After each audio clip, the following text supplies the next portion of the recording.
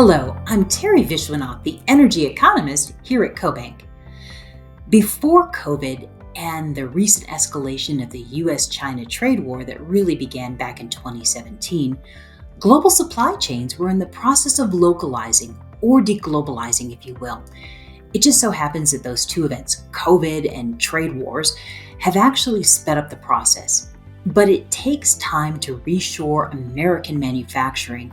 So most of us are going to be exposed, at least partially, to the pile-on in tariffs.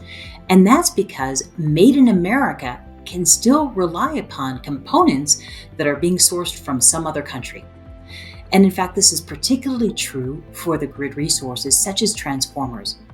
I wrote about this in CoBank's latest quarterly update and invite you to read that piece.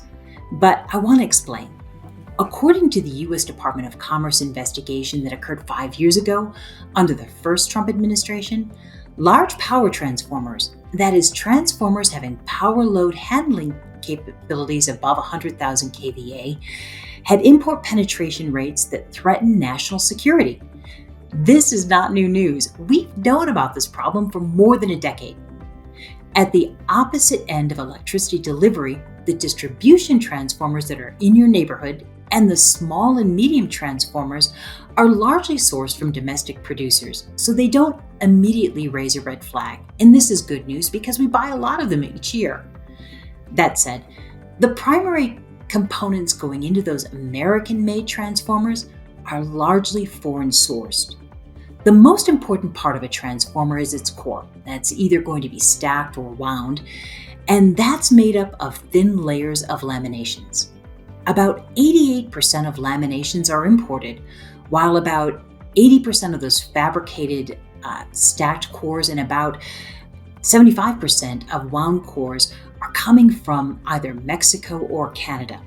The only problem is those places, Mexico and Canada, do not have a domestic source of grain-oriented steel that goes into those parts. The country of origin is possibly China or Japan or Russia. That said, the biggest player in the world export market for transformer parts is China.